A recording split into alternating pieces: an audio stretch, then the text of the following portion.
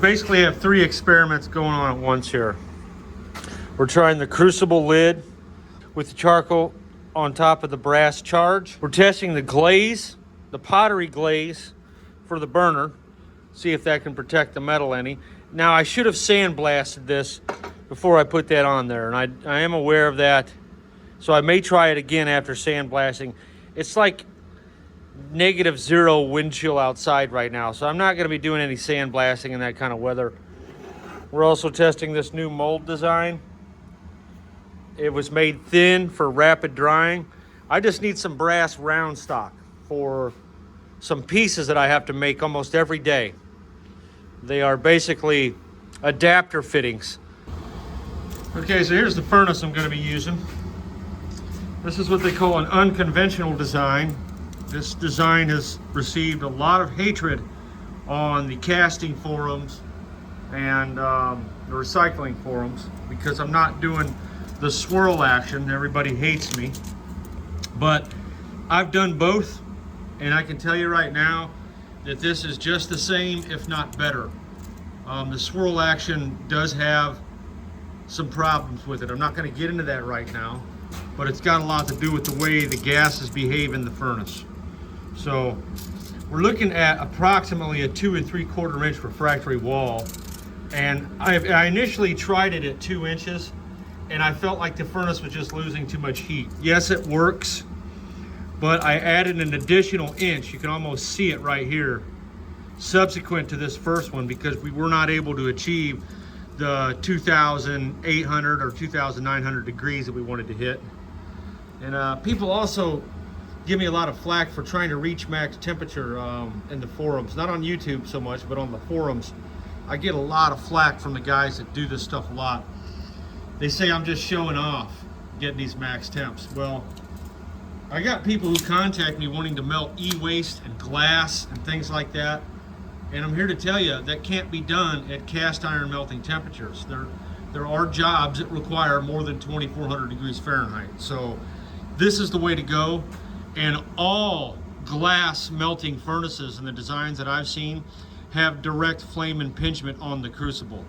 It's kind of like trying to solder two pieces of metal together or braze two pieces of copper together without hitting the flame directly on the metal. You can do it, but it's very inefficient. So we are intentionally causing a direct flame impingement on the crucible, and that has not shown any problems. You burn the crucibles up just as fast no matter what. This is a preheat shroud that I'm going to be welding back on. I took it off for some testing I was doing, and what it does is it allows this burner to heat this zone up really hot. And these little inlets right here on the burner, air is drawn in through that. Also, I keep the burner stood off from the hole just a little bit like that right there. If the burner itself produces a Venturi effect that draws the required secondary air into the burner that you need for maximum performance. So, and the reason why I want maximum performance and the fastest burn possible is because these things are kind of loud. They are disturbing the piece, and the quicker you get the job done, the less fuel you're going to burn. But I know one thing, like it's getting harder and harder to find truth in this world. We were told in the last days there would be lies and deception. Don't be deceived. Okay, I'm going to add 44 grams of zinc to this. Might not be a good idea, but I feel like I'm losing a lot of zinc. Man, that may be too much. I don't know. I feel like I only lost like 3 grams last time. We'll do 31 grams of zinc. We're going to add to this.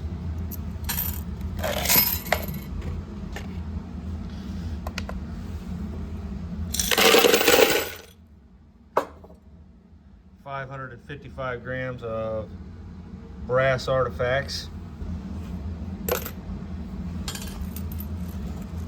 There we go. 600 gram total charge. Little zinc added in there for whatever burns off. I'm adding to the top of this a layer of charcoal for a reducing agent. It will absorb any oxygen or burn up any oxygen that gets to the metal. It will add a little extra heating to the top surface. And carbon is a good reducing agent. So any oxides that are formed will react with the carbon, and it'll basically burn the carbon off the oxide and reduce it back to the metal. We're also going to be making a crucible lid out of this piece of refractory cement with some high emissivity coating on it that I've been testing. So this here is the original Baby Godzilla with preheat. The actual prototype that I built before I started selling these. And it's still alive. It's made out of stainless steel, so it hasn't completely burned up yet. It does got a little bit of battle wounds to it here and there. I'm gonna paint this thing with some pottery glaze just to kind of prolong the lifespan of this stainless a little bit. Even though it is stainless, when you're running it yellow hot temperatures, you're gonna burn the metal up. So you got a little bit of damage there to the intake line from expansion and contraction of the metal. But I think it's still gonna be just fine. We're gonna give this thing a shot. We're gonna use this to do the brass melt. But I've been wanting to try this experiment. This particular pottery glaze has a lot of calcined kaolin in it, or kaolin, whatever it's called. So the crazing is reduced. We don't get a lot of that cracking on drying, or even when it's turned into a glaze. It should stay as a glass, and we shall go from there. All right, so here's the setup. I'm not going to bring the mold out until we're just ready to pour. We're just going to give it 15 minutes. If that's too hot, that's fine. I don't think I want to mess with opening the crucible here and there. 15 minutes ought to be good. There's quite a bit of brass in there, so I'm thinking it's going to take about that. I might change my mind and do it at 10 minutes in, because this furnace is fast. You can melt 600 grams of cast iron in 8 minutes from a cold start. So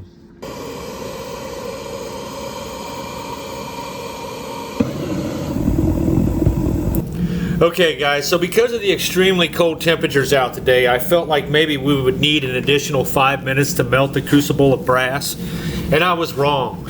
I actually get it way too hot, but that's a good thing, because now I'm going to have on video archive 3 different phases. And at the very end of this video, we're going to see a perfect pour where there was still solid brass left in the crucible. We're also going to look at one that wasn't that bad. This particular one we're going to see, I overheat it to absolute incandescence. It is glowing white hot. You can't even look at it without burning your retinas. So we're going to take a look though. And if you have any input on pouring brass that you would like to add to this little forum I'm starting here, leave us a comment and let us know what it is that you got going on. This right here, I'm just taking a look at the pottery glaze that we put on the burner. As you can see, nothing's flaking off when it's running. So we may be protecting that metal a little bit to increase the lifespan of this thing.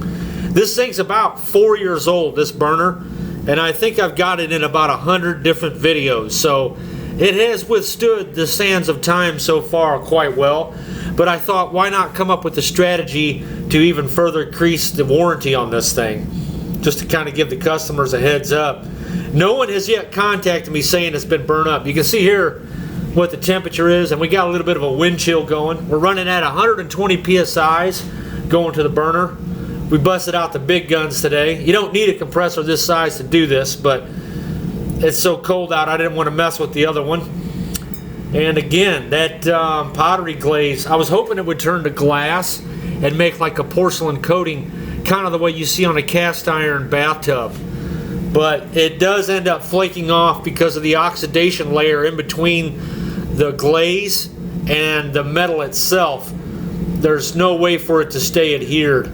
So here we get up to about 2,480 degrees at one point. Right there it says 2,477. That lower reading is the max. Oh, we got a zinc fire. Got it too hot. That ain't cool at all. Way overheated that.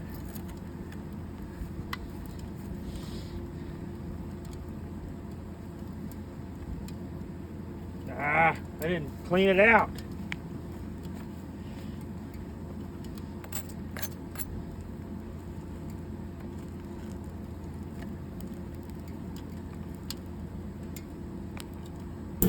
Just look at all the smoke rolling out of that crucible, Way too hot. man. You never want to see white smoke. You certainly don't want to breathe that white smoke. It probably has lead and zinc oxide fumes in there, and it'll give you a zinc headache. All right, I don't know how well we picked up any of that, but a lot of moisture coming out of this thing still. It needed to dry out first. It'd been sitting in the rain. That was not a good pour. I let it get way too hot. I should have known 15 minutes was too long. We were screaming hot right there. We might have messed this pour up. So now we know next time go with 10 minutes, not 15. 8 minutes might be enough, to be honest with you. I was a little gun shy there. We filled this thing up with a bunch of zinc froth, zinc oxide everywhere. So that's not a good sight. Good thing I threw those pennies in there. It looks terrible. We got it way too hot with 15 minutes. As soon as I seen the color change in the flame, I should have pulled it out of there. I should have known 15 minutes was way too long. I don't know what I was thinking. I had a pour that wasn't all the way melted last time, and I think it's because I got off to a rough start getting the burner lit right.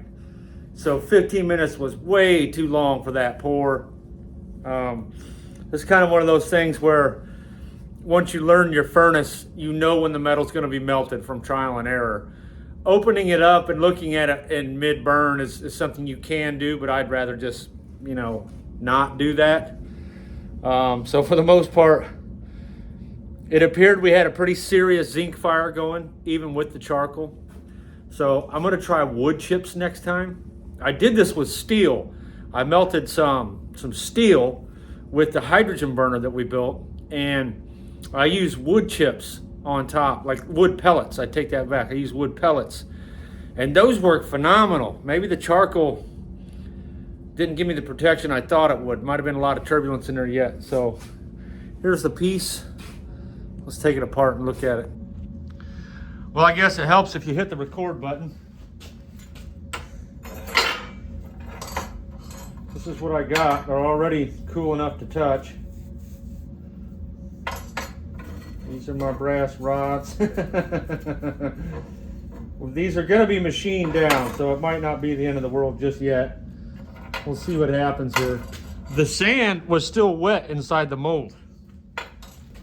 I tried to get you some footage of that. Only like the top part was real hard, but that was still enough to maintain form, so we did okay there.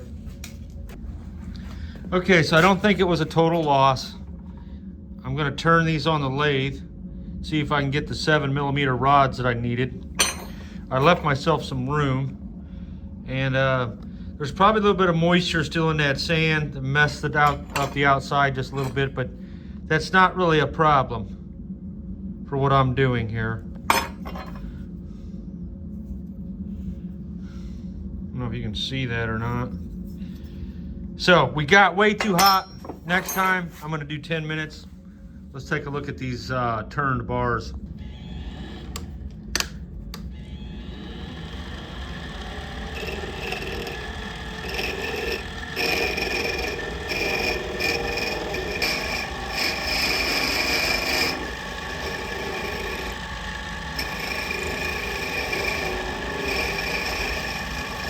Yeah, I think that's going to work. Like I said, this is going to be getting brazed, and it's just an adapter piece to take me from 7mm to 2mm. That's full zoom there. So I think we're going to be okay. So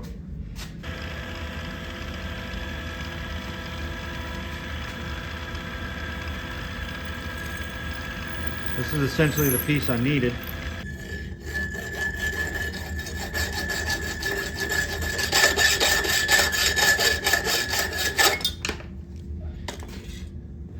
Now we gotta find the piece. So that's what we were trying to make, fellas. a concentric reducer. So now I know 15 minutes is way too long on a brass charge that big. I should have weighed all the brass to see how much we burnt up, but I've already turned some metal. I guess I could weigh it real quick. So I've done this where my loss was as low as 3 grams. I saw no benefit adding that charcoal whatsoever. It appeared to be doing nothing because I got the zinc so hot. And the vapor pressure of zinc inside of brass at those temperatures is like 100 psi's or something like that. I'll look it up. So according to this chart, the melting point of brass, which is going to be right in here, probably intersecting the 1 bar pressure. So 1 bar equals 1 atmosphere, which is 14.5. So at the melting point of brass, that zinc is trying to boil out of that brass at a pressure of 14.5 psi. And you can see how steep the curve is. By the time you hit 1000 C, which is kind of where we were, man, you're at like 10 bar. It's absolutely at 10 bar. So that's 10 bar is 145.5 psi's. So the vapor pressure of zinc and molten brass is significant. And that's why it fumes up and fireballs so readily. But it's a tremendous amount of vapor pressure from the zinc at this temperature. So I got lucky there. The piece came out just fine. It turns like brass. It's not full of imperfections. It has a brass color to it. The light's probably really bad over here. So it doesn't look like all weird, like a bad composition. Adding the pennies definitely saved me.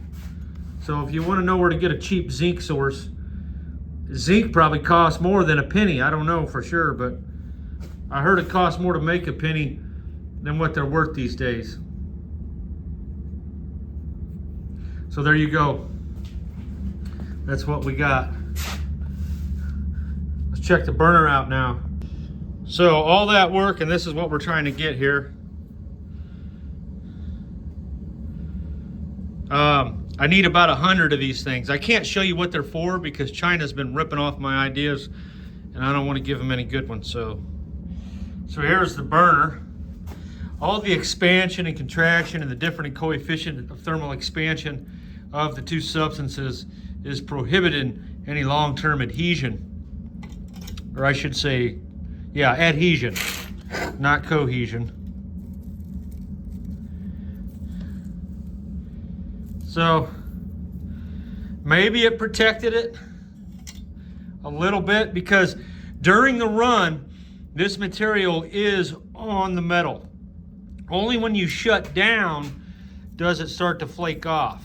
It's on there fine until it shrinks. The metal shrinks maybe at a different rate than the ceramic. So I don't know if that's worth doing or not. Maybe it is, you know. Maybe it did protect it a little bit during the run. I can say that this burner has been through hell and back. It has done a lot of runs. I did not do that to the end. It just kind of crumpled itself up there. So I want to say this thing has done at least 100 cook-offs because it's been in a lot of videos. It's probably been in 100 videos easy. This is the first one that I ever made. This was the prototype. You can tell because the brackets all just generic. The new brackets have holes in them. I don't know if I've got one laying around or not. Yeah, there's one right there. That's for a different style of burner. But yeah, there you go. Mission accomplished by the skin of our teeth.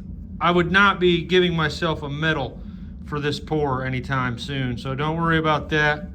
So all the guys in the casting foundry and the forge forums, you can feel free to hate me because I'm no caster, that's for sure. I'm learning though. That's what I'm just bringing you guys along. We often learn more from mistakes than we do success, because in the midst of success, you could be paper thin from failure and not even know it, and hence not prepare yourself for it next time. So there we go. This is what we got. Pretty bad job, but it didn't do too bad. You can see in the core there that it's pure metal. It still looks like brass. I guarantee you that adding those pennies saved me. We would have cooked all the zinc out of this brass. So that's one thing I can say, because I've got some brass over here. Let me show you something. I want to show you what it looks like when it's been cooked of. It has a weird color to it. I don't know if I can find a piece now. This was not overcooked. See how it's got a nice color to it? Man, that's a big hunkin' piece. This right here, on the other hand, is kind of the color it takes on when it's had a lot of the zinc cooked out of it. See how it looks kind of here for contrast? You can see the difference in color there. The zinc, a little bit too much zinc maybe came out of it. And this here still looks pretty good. It's got that nice brass color to it. I don't know what the heck I was doing there. Here's a couple more pieces that I felt some of the zinc had got cooked out of that. It still looks kind of brassy on the inside, but you just see how it's got this weird sheen to it. It's like got different colors going through it.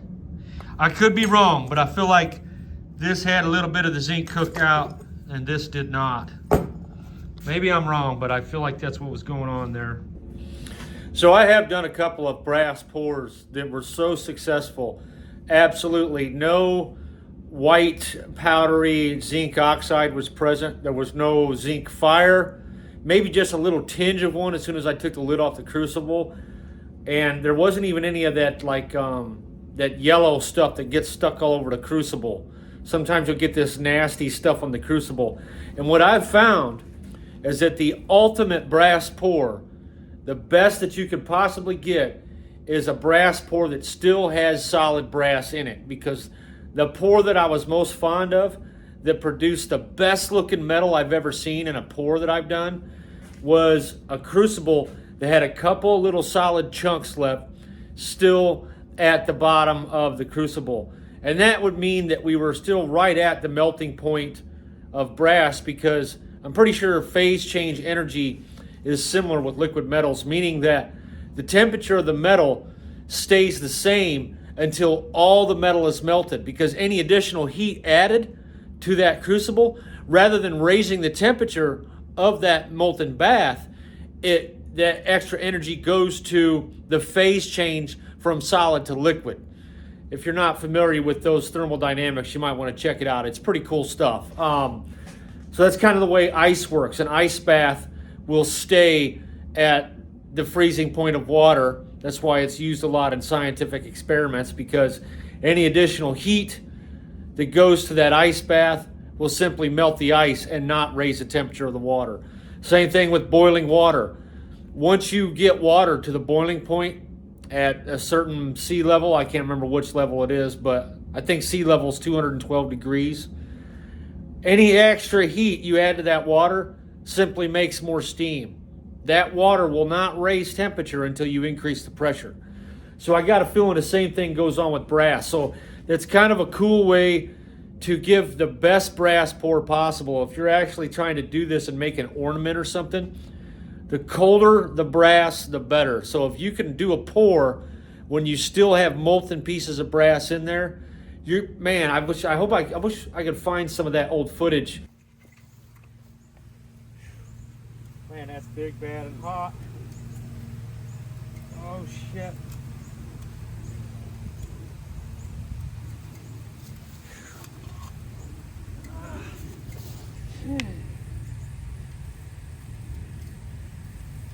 So I didn't do a very good job there.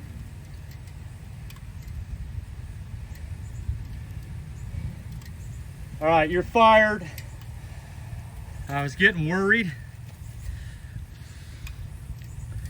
I should have gave it another minute. I didn't want to over melt it and ruin the metal. So with today, I think.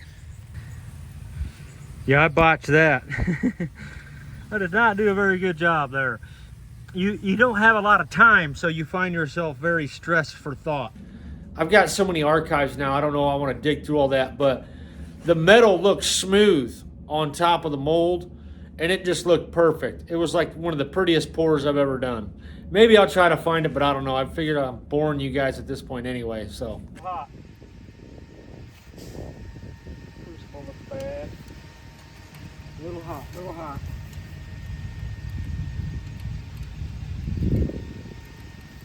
Damn it. Wasting it. You don't want to see that in the pot, that yellow. We overdid it. So I wasn't paying attention. I got a lot going on right now, and I dropped the ball. You never want to see that in a brass pour. All right, so for contrast, let's look at that again. Look at the amount of smoke coming off of this crucible, guys. Look at how bright that thing is. We've got a freaking nuclear furnace going on inside of the crucible here. It is literally on fire. The metal is literally on fire right now. Look at that witch's brew just pouring out like crazy. And we got so much white zinc oxide on the crucible this time that it's kind of disgusting. There's still fire in there, look at that. So that's how you don't do it, and we kind of seen how you do it. So I hope this helps somebody out, because I sure could have did a lot better off knowing some of this stuff early on.